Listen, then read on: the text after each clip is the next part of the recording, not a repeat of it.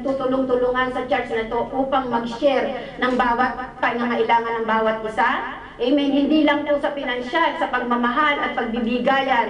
Ito po ay ating na i-share sa ating mga kapatiran, sa ating mga kapatid. Amen. Kung tayo po may problema, sa unbelievers po tayo lumapit. Kundi pag hindi po sa para kung kukutsain pa po tayo. Born again ba kayo? Ba't kayo may problema? Di po ba? Born again kayo? Bakit? Akala ko pag born again na, akala ko ba born again yan? Bakit kumaliwa? Diba? Anong gagawin sa atin? Lalo tayong i-review, ipabababain. Amen? Imbes po tayo pataasan, samantalang kung tayo'y nandito sa ating pananambahan, tayo po ililift up ng ating mga kapatid. Amen? Amen. Tataas niya po tayo sa anumang ating panghihina, sa ating kalungkutan, nariyan ang ating mga kapatid, nandyan ang ating pastor, nandyan ang mga elder na pwede nating lapitan. Amen po? Amen. So napakaganda po ng mensahe ng Panginoon. Sabi po dito sa 46, and they continuing daily with one accord in the temple and breaking bread from house to house, did eat their meat with gladness and singleness of heart. Ano pong ibig sabihin ng Panginoon sa atin yan?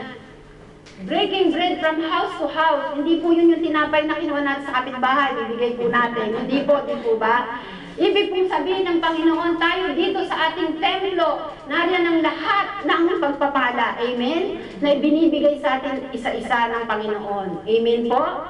Ang sabi niya po, kung tayo sa ating pagtitipon, nandyan yung palakasan, sumisigla tayo, nariyan po ang pagbibigayan, ang katulad na nangyayari dito sa atin.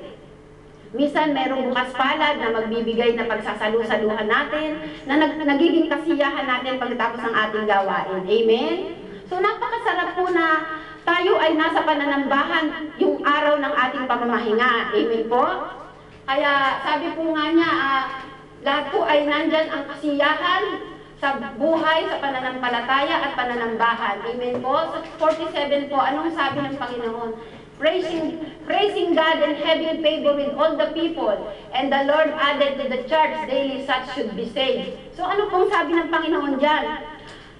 Habang pinapupurihan natin ng Diyos sa araw-araw na ginagawa natin sa pagpupuri sa Kanya, nadadagdagan po ang lahat, nadadagdag po sa ating buhay kung anong nais ibigay ng Panginoon sa atin. Binibigyan niya tayo ng favor kung anong nais nating hingin sa Panginoon. Sa pakikipag-fellowship niya natin sa Kanya, ano po ang ating nararamdaman? Di po ba kagalakan? Amen?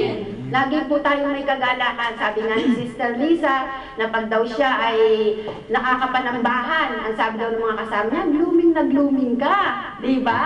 So di po ba? Meron tayong nakukuha sa pananambahan. Amen? Mismong ibang tao ang nakakakita sa nakikita sa ating buhay na itong mga Kristiyano to masasaya kahit may mga problema. Amen? So kaya po yan po, ito po may bibigay po ako sa inyong tatlong importanteng bagay or pattern na pwede po nating maging pattern sa pananambahan tuwing linggo, mga kapatid. Number 1 po, pumunta ng may pananabik dahil nakakasama natin ang Lord. Amen? Hebrews 13, ang sabi ng Panginoon dyan, Hebrews 13, chapter 5. Ay, sorry. Ay, nahulog na yung akin. Yan. Hebrews 13, chapter 5. Chapter 13, verse 5. Anong sabi dito? Let your conversation be without covetousness, and be content with such thing as you have. For the hath said, I will never leave thee nor forsake thee. So anong sabi ng Panginoon dyan sa atin? Huwag tayong mabahala sa ating mga pangangailangan. Amen?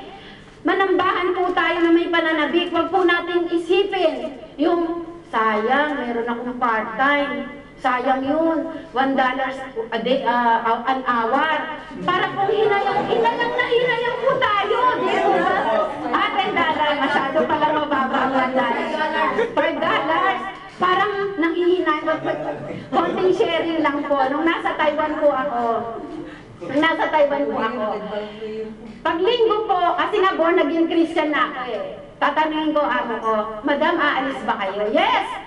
Ilang oras po? 6. Sabi ko, o sige po, ayusin ko lahat ng gamit. Aalis sila, tuwang-tuwa ako. Ang gagawin ko, pagkalinis ko ng bahay, tatakas ako, pupunta ako sa JIL. Pero, nininervous ako kasi tumakas lang ako. Pero masaya ako na pag-uwi ko na may daladala akong mensahe ng Panginoon na nagdagdag ng aking kalakasan upang magamit ko sa aking isang linggo uling gawain. Dahil wala akong day off, marami akong utang. So, pag hindi ako nag-day off, meron akong $20. Sayang, diba? So, umaalis sila, tumatakas ako.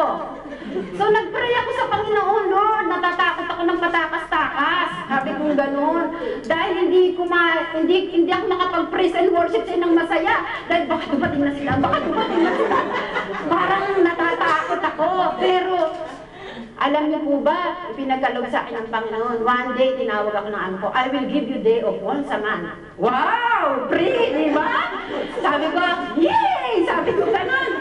Di day off, yan, may day off na ako. Parang nasasabi pa rin ako, kulang. So, pray na naman ako, pray. Sabi ko, Lord, gusto ko talaga linggo-linggo. Talagang napakabuti ng Panginoon. Tinawag na naman ako ng amo ko, every Sunday you can go out. Amen!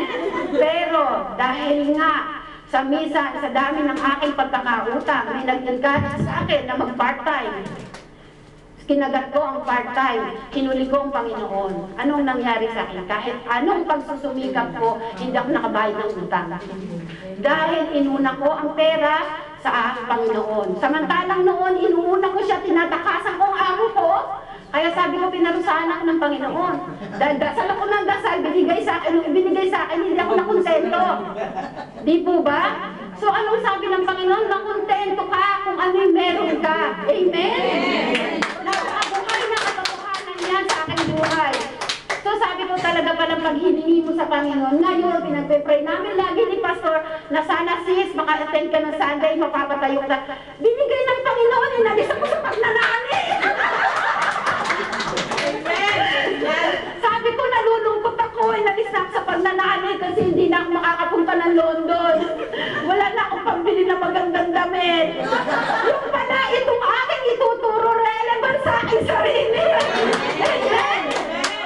Dahil nanghihinay ako sa magandang damit sa ibibigay ng amo ko 150 sterling. Yung pala, patatayuin ako dito ng Panginoon. Praise the Lord! Salita ng Panginoon na ito, wag daw po tayong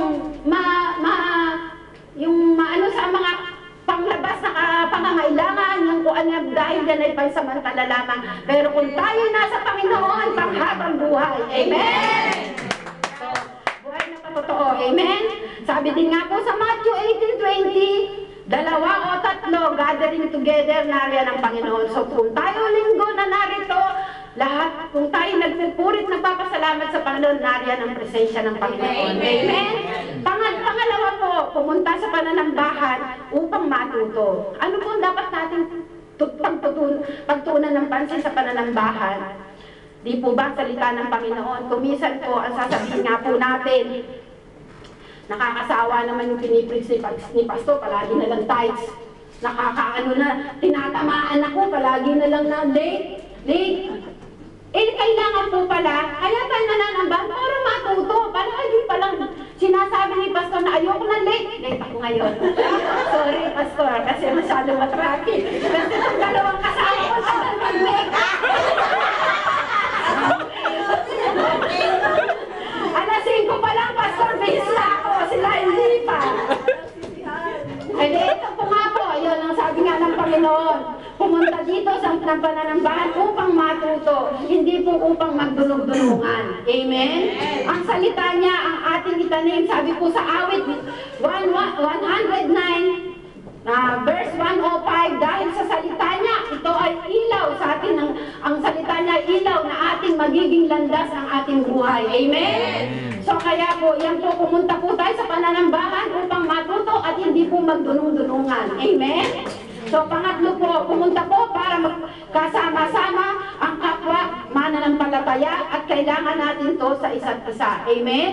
So tatlong bagay po, pumunta po ng may pananabik, pumunta po na para matuto, pumunta po para makasama ang kapwa pananampalataya. Amen? Di po ba masaya pag sama-sama tayo nandito? Amen? May konting biruan, may konting iyakan, may konting